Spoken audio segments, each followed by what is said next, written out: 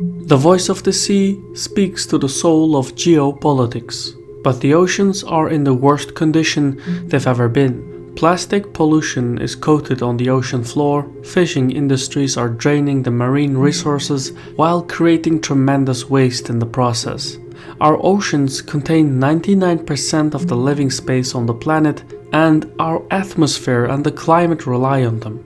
So we need to rethink the way we interact with the oceans, and the blue economy provides a roadmap to synchronize economic growth with sustainable ecosystems. Let's dive into it. I'm your host Shirvan and welcome to Caspian Report. Before we continue, I'd like to remind you to have a look at the channel Terra Matter. They create insightful videos on nature, conservation, and the environment, whereby they embed stunning wildlife footages into relevant topics. One of the videos that I found notably interesting is where they make an estimate on the economic value of whales within climate policies. But have a look on their channel for much more. We don't nearly think enough about the oceans, but our well-being is intrinsically tied to the seas. 3/4 of the world's megacities are located by the sea, and the oceans provide coastal communities with food and minerals while generating oxygen and absorbing greenhouse emissions. The oceans also mitigate the impact of climate change. They determine weather patterns and temperatures, and serve as highways for seaborne trade.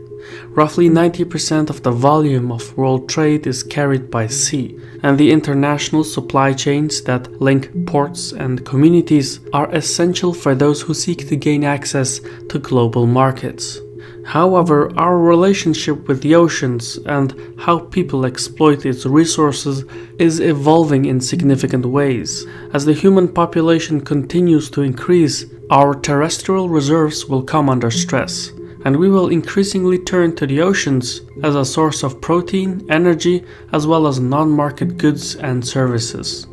Thanks to technological improvements in advanced materials, subsea engineering, robotics, autonomous systems, AI, and nanotechnology, we will be able to extract more resources from the oceans. Harnessing this maritime potential will create jobs in tourism, energy production, aquaculture, bioprospecting, biotechnology, and so on. While in 2010 the global ocean economy was valued at $1.5 trillion, by 2030 it will surpass $3 trillion. Yet as much as the oceans are vital for life on Earth, they are not limitless. Increased human activity in the oceans will inevitably affect the environments, and oceans that are not healthy will not be able to support economic growth. So if the transition towards an ocean economy is not regulated correctly, we risk running out of marine resources in the future, and while doing so we risk economic poverty. What's more is that in the coming decades, we will see increasing challenges to the sustainable use of marine resources because of hazards such as climate change, rising sea levels, increased frequency of extreme weather patterns, and rising temperatures.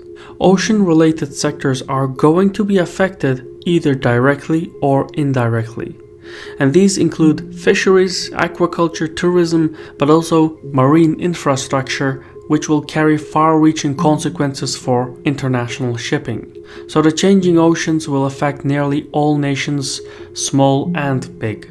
That's why in November 2018, political leaders and scientists across the globe gathered in Nairobi during the first conference on the blue economy to set out the principles for the future of the ocean economy.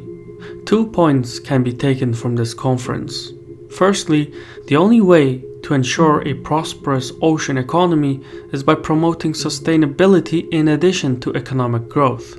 For this, international platforms must be set up, and mechanisms must be developed to conserve and protect the ocean resources and marine ecosystems. At the same time, marine regulations must be strengthened and new regimes on science and technology must be created.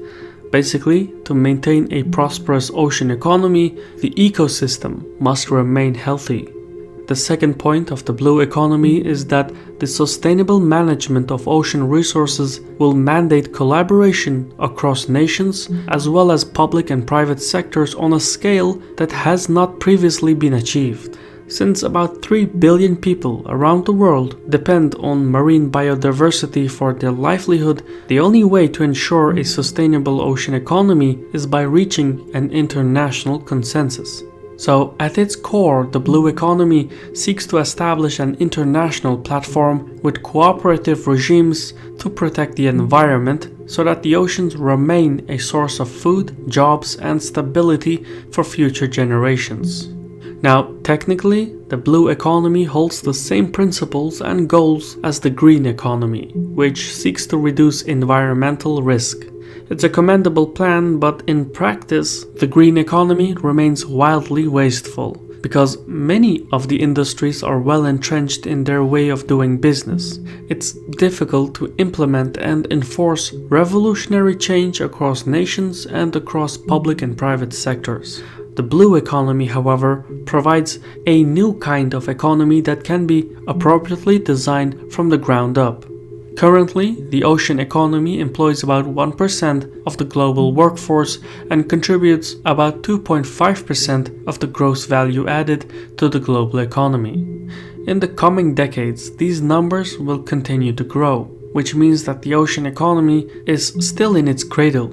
So, while introducing sustainability in existing industries is difficult, it is much easier to introduce such policies in an economy that is just in its beginnings. For every nation, the blue economy formula is likely to be different, depending on national circumstances, maritime zones, existing economic activities, and issues related to social and cultural norms. For instance, the needs of a high-income country such as Norway, which already has highly advanced hydrocarbon extracting ocean economy, is wildly different from Bangladesh, a low-income country where local communities rely on the ocean for their day-to-day sustenance.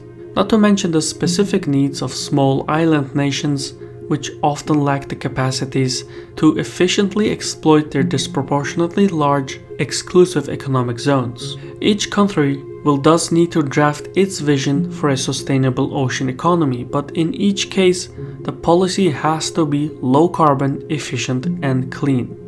This is not easy, but having international frameworks and guidelines that allow for the sharing of best practices and expertise across nations certainly makes reforms more accessible for smaller and underdeveloped nations. Data generation and data sharing using advanced AI and big data mining is therefore a big part of the blue economy. Have a look at this map. It shows the collective human impact on marine ecosystems. The data was collected over 5 years. Nearly 66% of the oceans and 77% of national jurisdictions show increased human activity. Some places are more affected than others. America's East Coast is in worse condition than the West Coast, and sometimes the affected areas are spread along the artificial borders of the exclusive economic zones.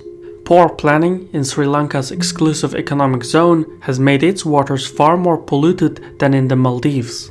Meanwhile, the waters of the Federated States of Micronesia are some of the least affected, thanks to strict localized environmental policies. However, immediately beyond their exclusive economic zone, the pollution kicks in. This form of ecological policymaking may work on paper, but in practice, the oceans are fluid meta-ecosystems, meaning any effects on one ecosystem will cascade into other ecosystems across the oceans. So for a sustainable ocean economy, there needs to be an international consensus. Individual or local policies will not work. Now, I've made this map accessible for those who join the YouTube membership program or the Patreon community, so if you want to explore this on your own, consider joining. To contextualize the trials that lie ahead, take for instance the following. The fishing industry employs over 350 million jobs worldwide, while a third of crude oil production comes from offshore fields, and aquaculture is the fastest growing food sector. These three industries hold conflicting interests, but the dogma of the blue economy is to balance the interest in a manner that allows sustainable and equitable growth. There are many aspects of the blue economy, but a series of challenges also limit the concept. For much of human history, aquatic ecosystems have been treated as limitless resources and largely cost-free repositories of waste. The World Bank identifies three challenges that restrict the development of a blue economy. The first is the economic trend that rapidly degrades ocean resources such as overfishing, pollution, unfair trade, physical destruction, etc. The second is the lack of investment in human capital. Without further funding, employment and development in innovative sectors will remain stagnant, which will delay further technological breakthroughs necessary for a blue economy. The final risk is the inadequate care for marine resources and ecosystem services of the oceans. This is the result of poorly regulated activities that stem from ineffective institutions and insufficient economic incentives.